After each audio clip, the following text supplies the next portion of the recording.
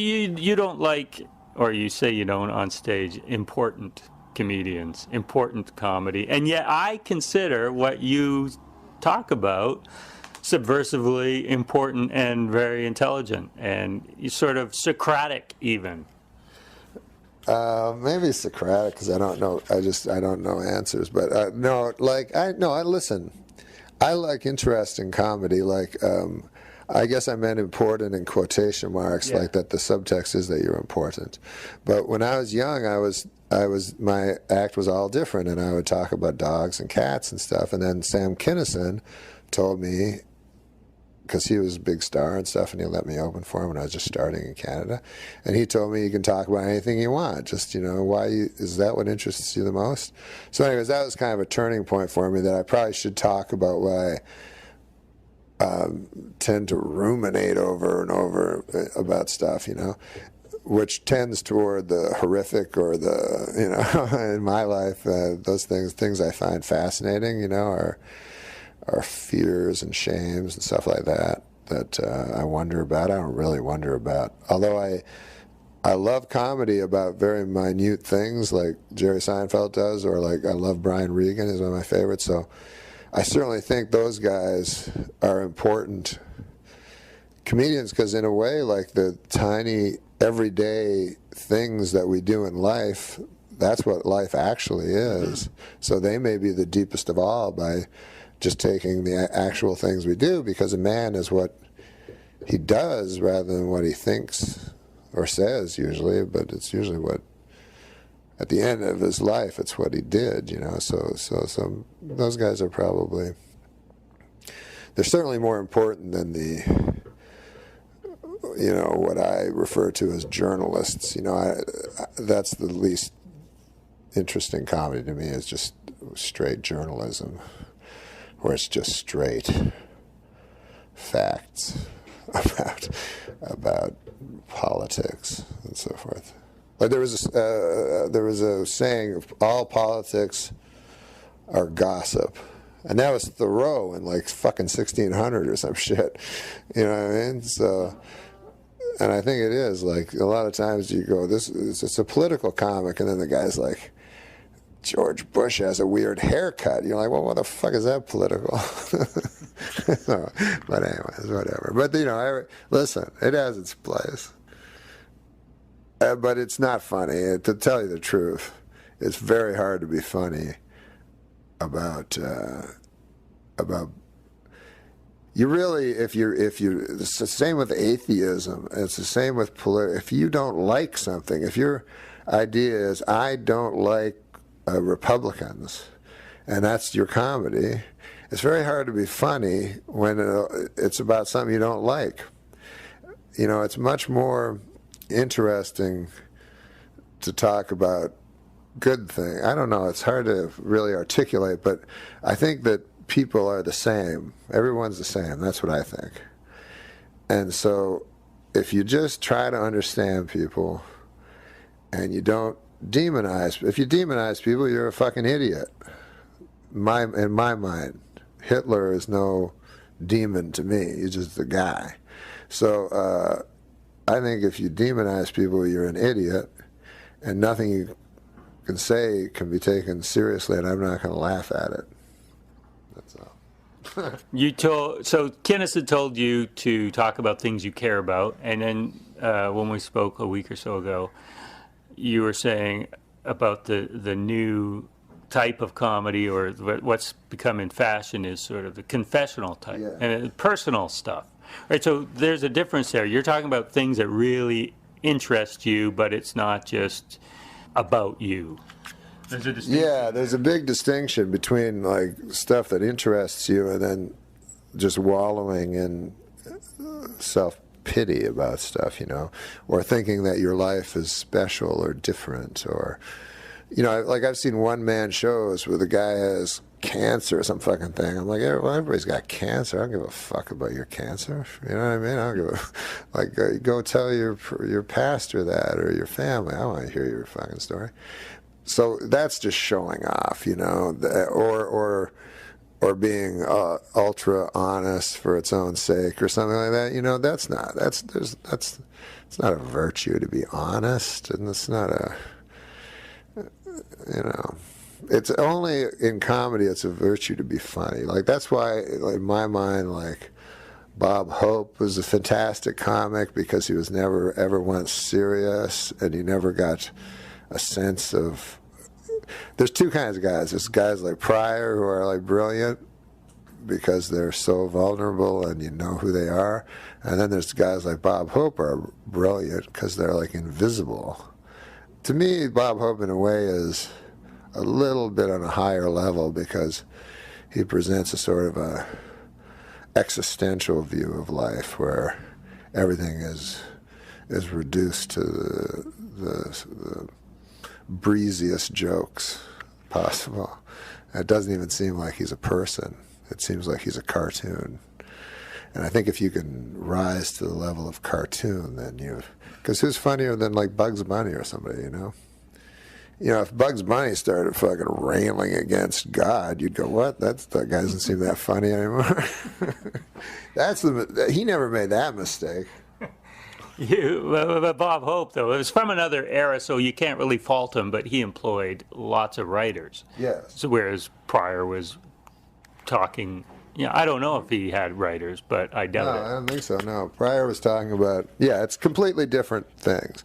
But, but people really make out Shecky Greene, who was a fantastic comic, or Bob Hope as these hacks or anything like that, but it was far from it. And Bob Hope, the fact that you can't even quote a Bob Hope joke, and yet he was maybe the most successful stand-up comic ever, is a testament to his unbelievable skills as a stand-up comic, because he didn't need jokes. This guy didn't have good jokes. People would write them for him, and they all sucked. And I remember him going on the Tonight Show. Every joke sucked, and then afterwards he would be smiling and stuff. I've come to this thing, Guy, that I realize there's laughter, and then there's smiling. And I think in the final end, I've only come to this realization in the last couple of years in comedy, because I always wanted to punch people in the stomach and make them laugh so hard they couldn't stop and stuff. But I've come to understand that just smiling and the spread of goodwill might be a higher art form than really heavy, hard laughter. As counter as that seems, when I look back at fondness of people, I think of people like John Candy, but I always think of him like from Planes, Trains, and Automobiles, where he was sweet, and I smile at that. Or Chaplin. Whenever I think of Chaplin, I smile more than I laugh out loud at some. That's why I was saying Bob Hope too. I just smile when I think of those guys. I don't know. That's probably just a gift that they have that either you have or you don't. But when I know you speak reverentially, as a lot of great comics do, of Bill Cosby. Right. I listened to his albums, memorized them as a kid. They were fantastic, but his later stuff, not so much. And I went to see him, and highly enjoyable, and I sat there smiling. I didn't really laugh, and I smiled. No, you don't laugh, you smile, and then you get home, and I guess that's why, like Carlin, as great as he was, I mean, it didn't make you happy. He didn't make you happy, and as great as he was very outside, he was very like a social critic, whereas Cosby was talking about his own life and experiences that you related to. So to me, it's far more artful what Cosby did, and I think there's a thing with, a presentational comic is always going to be more admired, as in anything. Like if you're a presentational artist, whether you're a singer, if you sing real loud and you're whatever the fuck they call those things, notes go up and down and stuff, that's considered the great singer. And if you're a comic, if you're making points and telling people stuff that's that sounds important, then you're going to be considered important. And if you're an actor, if you're Brando, you're great.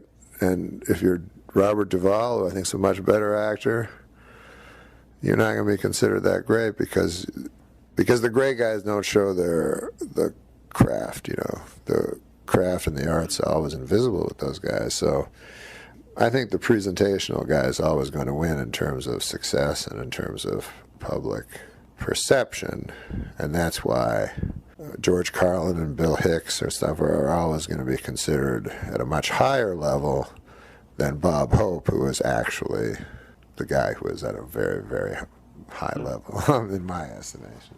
It's funny about Hope, though. I mean, you've surely been in situations where you've had to read other writers' jokes on TV, and it's probably, I don't know, maybe you can tell me, is it more difficult than doing your own? Like, so Hope should get more credit for doing other people's jokes. Yeah, it's almost impossible to do jokes like that other people write because they have to be so good, to live up to. You want your jokes to be always good, and you live in fear. But Hope didn't have that.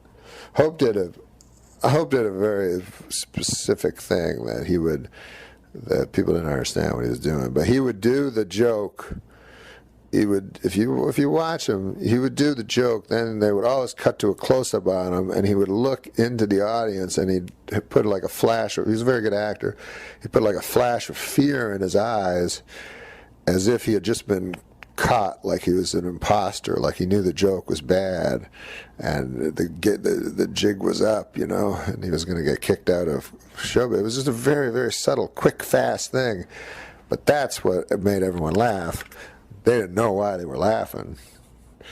That's why they were laughing. I know because I've watched it. I've watched it so many times. A lot of comics, you can tell who really influenced them. You have this unique voice. I can't figure out who your influences were, but was it Hope? Was it other guys? Well, I watched a lot of comedy when I was young on TV, but I don't know how when I started writing comedy, I would always look to writers rather than because I found the writing in stand-up highly inferior to the writing in songs and to the writing in obviously in literature. And so I was lucky enough to read a lot of books, and I have a friend of mine that's a country songwriter that I feel is the best writer in America. And I talked to him a lot, and I listened to, Bob Dylan and stuff when I was young, and so I feel like songwriters I like a lot as writers. I think, but I think novelists, especially the Russians, in terms of writing, were like the most fantastic writers. So that's where I figured out what writing was about. But not from comedians. But you have to make it funny. Yeah, you have to make it funny, but they're all, there's no new thoughts or anything. That's also what I find funny about people that go to make points and don't understand these points were made hundreds of years ago, But the greatest thoughts are the funniest ideas, and if you're lucky enough to read actual literature, then you find out, these people that wrote it know everything about the human condition. So all you have to do is read them, and it's better than experiencing things in life. That's for sure. Reading is better. Reading is better than experiencing. Yes, reading is far superior to experience, because when you read, you can read a master writer's insights into the world that would take you forever. I can't. If I read Moby Dick, how am I supposed to experience that in life? I can't experience anything. All I can do, especially in this life, is go and have the same banal conversations with the same people over and over and over in an endless loop of nonsense. Christine. Yeah. So I'm trying to I'm trying to read as much as I can. I only have so many years. I'm a very slow reader. Fuck, I'm so slow. It's crazy. And I never got to go to school, so it's a lot harder for me without the proper education to understand everything. But I really like to read. But you do notice these authors from hundreds of years ago, as you say, we haven't changed. I mean, the little details have changed, but humans are humans. No, it's amazing. That's what's incredible about reading things from 300 years ago. It's like, I always thought it was funny, like when I was growing up and I'd see shows like from Leave It to Beaver or something from the 50s and stuff, and everybody seemed like completely different, and it was only 30 years ago. Yeah. And it was like, well, these people are completely different than I am. Then I read like a novel from 300 years ago. I'm like, this guy's exactly like I am. Like that TV show was all a bunch of lies. They weren't like that at all. I just thought they were. But it is incredible when you read like, something from 300 or 400 years ago, and there's like they're talking about not wanting to fuck their wife and worry about death and. Their kid doesn't love them and all this stuff. It's amazing. Yeah, we never change at all, except they said it all perfectly, and we don't have to. We're lucky enough to just get to read it and understand it. I'm very disappointed with all of this now. With all of what? Start again. I think we should start from scratch. What would you talk about, though? Comedy? Yeah, we could just trade some jokes, some quips.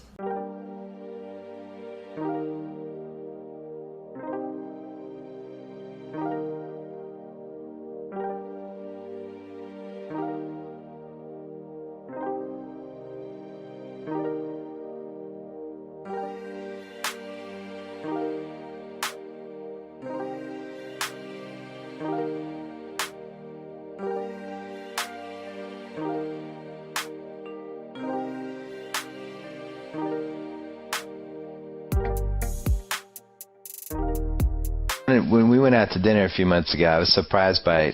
Remember that? We ate over at the Chateau Marmont. I was surprised by what a student you were, the whole comedy thing. Student? Yeah, you're into it. Like I like comedy a lot. You like comedy. You really like you're good with the generations and different guys' impact and who's overrated and underrated and what makes things work for different people. And yeah, I like comedy a lot. I never realized that you would put that much continual thought into the whole thing. And I don't mean that as an insult. It just didn't, I just thought you were typical stand-up one-liner guy, and you're actually somebody that's really into the whole big picture of the whole thing. Does that make sense? Yeah, I like lots of different types of comedy and stuff, and I like trying to figure it out, because I think it hadn't been figured out quite yet. You think we're getting closer or further away? Probably further away. Like I think, it progressed and progressed, and then it had a phenomenal spike at late 80s, or I guess like the last original voice was like Kinnison of comedy. Yeah. And then nobody since then. So you don't think anyone since Kinnison? Nah. But well, how hard would it be to stand out now? Because it seems like, when people were coming up in the 70s and 80s, you had to also appeal to mainstream as well as connect with people on that deeper level. Now you can just connect with little niches, and you don't really need to be mainstream. You can have your little group, people love you, and that's it. And that seems like where it's going. Yeah, it does, yeah. But you don't get, but then guys get really niche, and they can only appeal to their little, you can't have a massively popular, really funny original voice at the same time, you know what I mean? Because it seems like Louis C.K. is the guy that is the most respected within the comedy circles. Yes. But yet he hasn't broken out like, I would say, Chris Rock, 12, 13 years ago, or Eddie Murphy before him, Chappelle. Yeah. He doesn't seem like he connects in that mainstream way, and it's interesting because he carries the same respect with his peers that I think those other guys did, but I don't know. What do you think is missing with that? Like, why hasn't he connected on that bigger level? Louis? Yeah. I don't know. Chris is very presentational, and Chris talks about racial things, and Louis will probably be. Louis is probably going to make a career for himself like George Carlin, just get very, very prolific, and he's very respected. That's interesting. I like the George Carlin thing. Same kind of wheelhouse, because it felt like George Carlin was never within the circles. He was as respected, but he never was as gigantic as. Even somebody like Richard Pryor. I felt like Richard Pryor was bigger. Now there might have been have been just better in a big room. Right. But when I think Chappelle. I don't know. Some guys can perform, and they're funny. Right. And some guys just think funny. To me, George Carlin just thought funny. But wasn't funny in a room. No, I don't think he was a great stand-up. I think he was. Who were the best funny in a room people that you've been with? Because everyone says Farley was like, just in general. Everybody says Farley was the funniest. Yeah, he was the funniest, by far, Even if there were other funny people in the room, he blew them out. Yeah. But Kinison as a stand-up was the funniest guy in the room, by far. Just because he was original. And so, and then some guys are just, they're writers. Right. So, the writers who deliver the written content really well. So then you get guys, I guess it's like singer-songwriters, You get these guys with great voices that are the best singers. Yeah. And then you get songwriters that can't sing very well. And then once in a while, you get singer-songwriters that are the best of anything. And so that's why, like Pryor, this would be like that, or Chappelle would be like that. Guys who have incredible comic minds, but also comic moves. Where'd you stand on the whole Mitch Hedberg thing? Where do I stand on him? Yeah. I thought it was really funny, Mitch Hedberg. Do you think he's a written guy, or is he also a performer? He's both. It's like when the writing and the performing match, it works. So if his writing is stoned writing and his performance is stoned performing, it works. If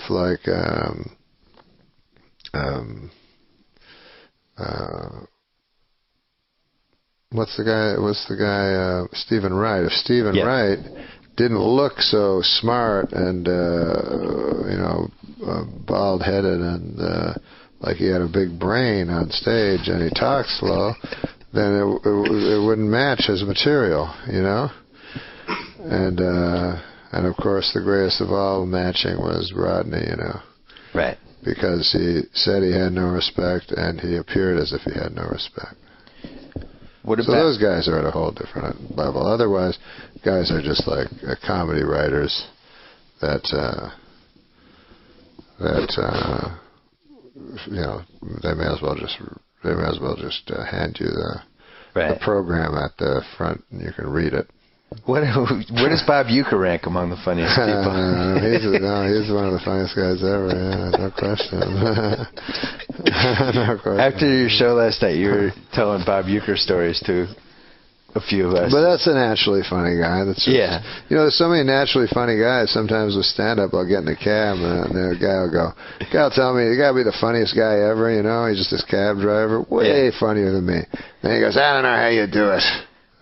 And I'm going, wow, that's good, because you'd be way better than I would. He's like, how do you do it? You stand up on stage. I could never do it. I guess I'll just have to drive this cab for the rest of my life. What do you do again? Stand up there? Nah, that seems impossible. So I go, that's good. You were saying that Bob Uecker kept inviting you into the booth during spring training? That's right, the great Bob Uecker. How did it unfold where Bob Uecker thought, I want to have this guy, Norm Macdonald, in my broadcast booth during spring training games? Well, I just progressed, I got a lot of older friends, so I like old fellas from the previous generation. But, he's funny, and we were talking last night about, he'll often in the booth when I'm with him, when people are asking for his autograph on a baseball, he'll have me sign the baseball as well. thinking he's doing me a favor, but he's doing no one a favor. No one enjoys it. And he would use the cough button to mess with you too, right? Yeah, he would use the cough button, Bill. But listen, let's not get into Arcania. Cough buttons.